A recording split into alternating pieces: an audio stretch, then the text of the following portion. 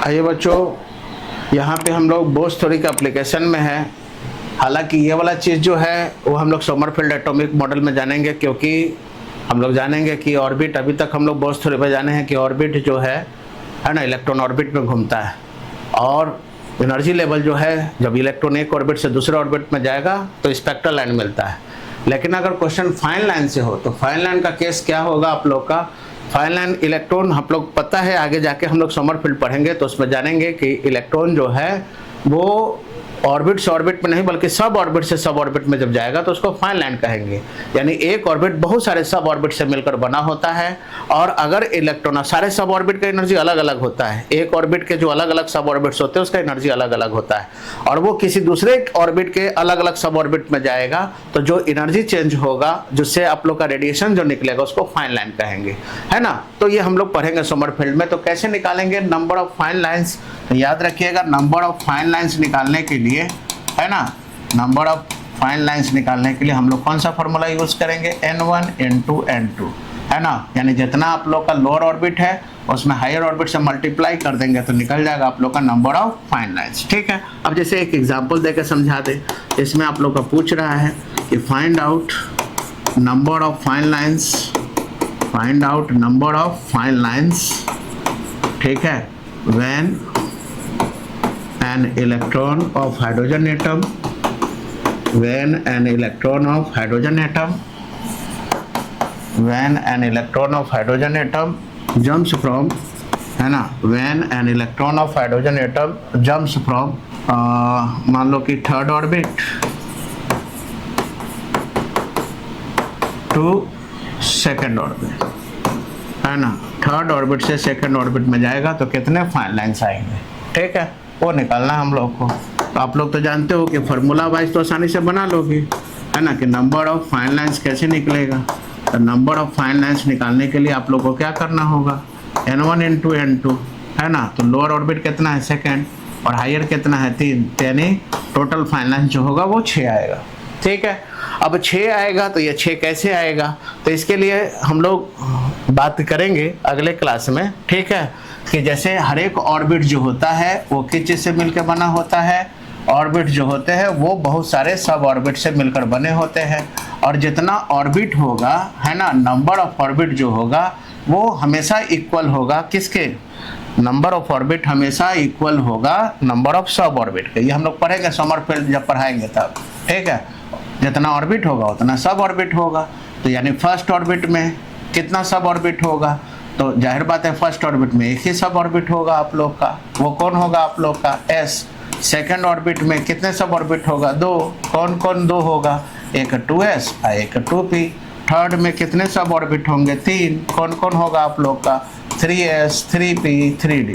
ठीक है, इसी तरह से फोर्थ में 4 होगा। तो आराम से हम लोग यहाँ से देख लेंगे। तो इलेक्ट्रॉन, अगर मान लो कि यहाँ जो क्वेश्चन हम बताए हैं, ठीक है ना, इसमें आप लोग का इलेक्ट्रॉन थर्ड ऑर्बिट से सेकंड ऑर्बिट में गया है। तो थर्ड ऑर्बिट से सेकंड ऑर्बिट में गया है तो इसका मतलब क्या है कि थर्ड ऑर्बिट में एनर्जी आप लोग का पता है, एनर्जी जो है आप लोग का फर्स्ट ऑर्बिट से ज़्यादा सेकंड ऑर्बिट, सेकंड से ज़्यादा थर्ड ऑर्बिट। तो अगर हम यहाँ पे डायग्राम बनाएं, एनर्जी लेवल डायग्राम, तो ऐसे केस में इलेक्ट्रॉन थर्ड में था, तो थर्ड में था तो थर्ड में तो 3 सब ऑर्बिट था, है ना। कौन कौन? सबसे कम 3s, उसके बाद 3p, उसके बाद 3d, और उसके बाद इलेक्ट्रॉन थर्ड से किस में गया है? सेकंड में गया है। तब सेकंड में तो 2 सब ऑर्बिट है, 2s और 2p, है ना। तो इलेक्ट्रॉन थर्ड ऑर्बिट से सेकंड ऑर्बिट में गया, तो हमको ये पता नहीं है कि थर्ड के किस सब ऑर्बिट से किस सब ऑर्बिट में गया है, लेकिन ये पता है कि थर्ड ऑर्बिट से सेकंड ऑर्बिट में गया है। तो हो सके कि थर्ड से सेकंड में है तो थर्ड d में हो ये इलेक्ट्रॉन, और थर्ड डी से 2p में जा सकता है, या थर्ड डी से किस में आ सकता है? 2s में, है ना। या हो सके कि 3p में इलेक्ट्रॉन हो तो वो या तो 2p में गया होगा या फिर आप लोग का 2s में गया होगा।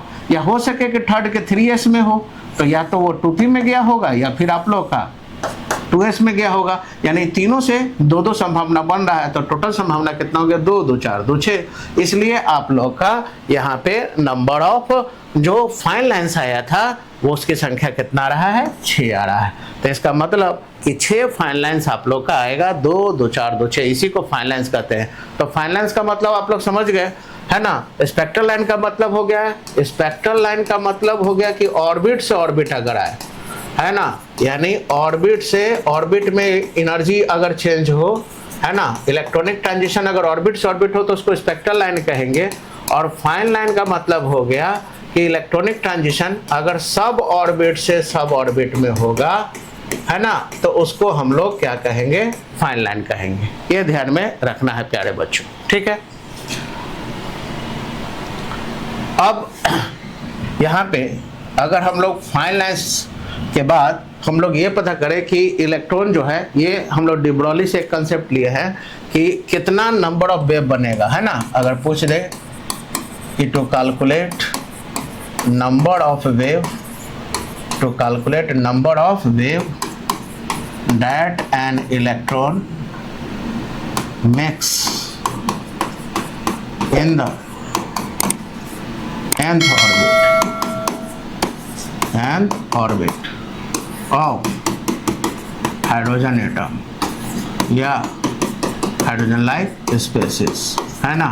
तो हाइड्रोजन एटम या हाइड्रोजन लाइक स्पेसीज में, है ना, नंबर ऑफ वेव अगर आप लोग का पूछे, है ना, कि कितना नंबर ऑफ वेव बनेगा, है ना, nth ऑर्बिट में, यानी डी ब्रोगली में आप लोग को पता चलेगा कि इलेक्ट्रॉन में वेव नेचर होता है और इलेक्ट्रॉन किसी भी ऑर्बिट में घूमता है तो जाहिर बात है कि वो वेव के फॉर्म में घूमेगा, क्योंकि उसमें पार्टिकल नेचर तो होगा ही, साथ ही साथ वेव नेचर होगा, यानी ड्यूअल कैरेक्टर होगा, ठीक है। तो वहीं पे अगर किस ऑर्बिट में वो कितना वेव बनाएगा वो कैसे पता करेंगे, तो याद रखिएगा कि नंबर ऑफ वेव अगर निकालना है, नंबर ऑफ वेव जो है, नंबर ऑफ वेव इन कौन सा ऑर्बिट, इन nth ऑर्बिट, nवां ऑर्बिट में कितना वेव बनाएगा, तो ये दो बातों पे डिपेंड करेगा कि उस ऑर्बिट का सरकमफ्रेंस कितना है और साथ ही साथ इलेक्ट्रॉन वेव का वेवलेंथ कितना है, ठीक है।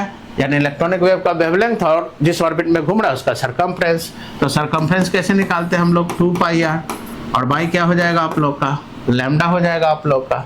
और हम लोग पढ़ेंगे डी ब्रोगली इक्वेशन में कि लैम्डा का वैल्यू जो होता है वो h/mv होता है, ठीक है। तो लैम्डा का वैल्यू h/mv होता है, तो यहाँ अगर प्लेस करें तो ये क्या हो जाएगा, 2πr, और लैम्डा की जगह कर दे h, और mv कहाँ चला जाएगा, ऊपर।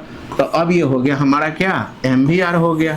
और यहाँ पे हम लोग जानते हैं कि एंगुलर मोमेंटम mvr का वैल्यू किसके बराबर होता है, nh/2π के बराबर होता है। तो यहाँ पे हम लोग कह सकते हैं कि 2π into mvr के जगह लिख देते हैं nh, है ना, ये h पहले से है तो nh/2π। तो यहाँ से क्या हो गया, 2π से 2π कैंसिल, h से h कैंसिल, सिर्फ क्या हो जाएगा, n बचेगा।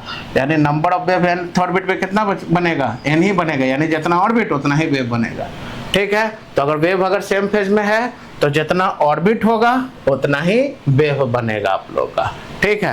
तो अगर इस तरह का सवाल पूछे, ठीक है, अगर पूछे कि कितना वेव बनेगा, find out number of wave, है ना, in third orbit of hydrogen atom, है ना, कितना वेव बनेगा, है ना। ऑप्शन अगर दे दे कि 1 बनेगा, 2 बनेगा, 3 बनेगा, 4 बनेगा, तो आप लोग को पता है कि नंबर ऑफ वेव जो होता है वो किसके बराबर होता है, वो नंबर ऑफ ऑर्बिट के बराबर होता है। तो कौन सा ऑर्बिट, थर्ड ऑर्बिट। तो थर्ड ऑर्बिट में कितना वेव बनेगा, 3 ही बनेगा। आंसर कौन सा हो जाएगा, सी, ठीक है प्यारे बच्चों। तो इसी तरह के वीडियो के लिए बने रहिए प्रिपरेशन मंत्रा के साथ, और हमारे चैनल को लाइक कीजिए, सब्सक्राइब कीजिए और शेयर जरूर कीजिएगा वीडियो को। Thank you.